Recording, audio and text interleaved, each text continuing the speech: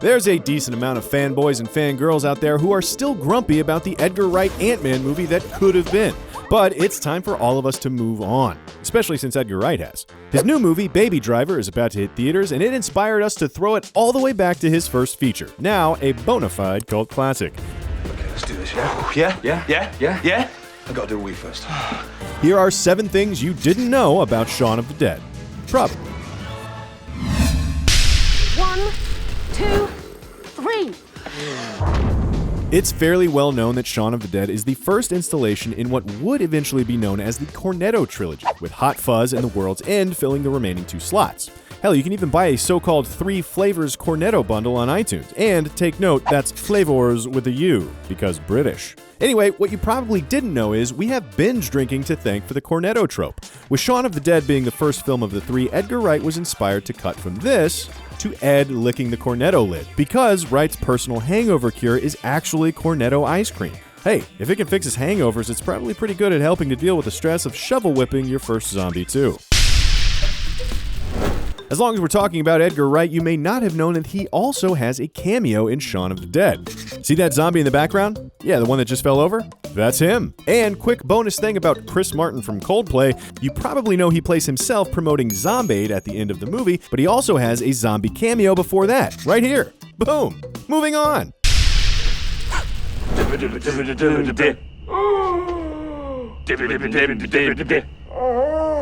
There would never have been a Shaun of the Dead, or a Cornetto trilogy for that matter, without Spaced. Edgar Wright, Simon Pegg, and Nick Frost all worked on the show together, and the 3rd episode, Art, directly inspired Shaun of the Dead. You want a piece of me? Come get some. In the episode, Tim hallucinates a zombie invasion thanks to an unfortunate combination of speed, alcohol, and Resident Evil. Right after the episode was shot, Wright had the idea to do a feature-length zombie comedy, and the rest is history. The lesson here? Do a bunch of drugs and alcohol and play video games all night and you'll become a massively successful filmmaker. Obviously, I'm kidding. You don't do alcohol. You drink it. Next thing. Action.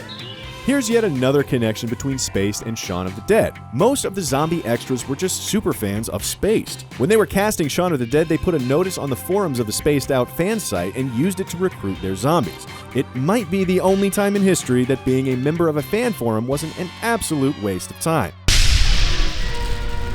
Shaun of the Dead obviously pays homage to George Romero's Dawn of the Dead, as well as a host of other classic zombie movies. But many people don't realize that the music at the very beginning of the film is actually the same music used in the original Dawn of the Dead. They came across it in a music library they were using during post-production, and it was a no-brainer for them to keep it in the final film. Okay, dire straits. Throw it.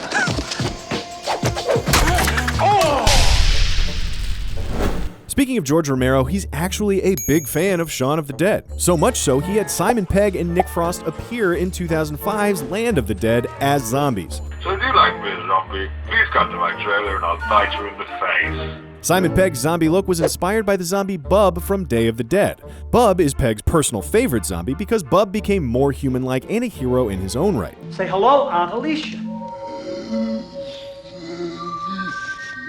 They even used some of the original molds from the special effects makeup they did on Howard Sherman as Bub to create Pegg's facial appliances. Boom! Another bonus thing before our last thing. Unlike 99% of Hollywood, Edgar Wright and Simon Pegg had the wisdom not to do a bunch of sequels for Shaun of the Dead, ruining the property in the process. But they did consider it. Wright and Pegg did at one point have a sequel in mind, and it would have been called Shaun of the Dead 2 From Dusk Till Shaun. Now, as much as I love that title, I do think they made the right call. The sequel would have dealt with a new monster instead of zombies. In the end, they decided against it because they were happy enough with Shaun of the Dead as a one-and-done film. Yet again proving the Brits are way better at self-restraint than us Yanks. That'll do it for today's episode, but be sure to hit the thumbs up if you guys would be interested in seeing a part 2 on Shaun of the Dead. We are lousy with more things that we didn't have time for today. Thanks for watching and subscribe to CineFix for more true-ish things about movies and sometimes how amphetamines and video games might actually be super inspirational right here on Things You Didn't Know. How's that for a slice of fried gold? Yeah, boy!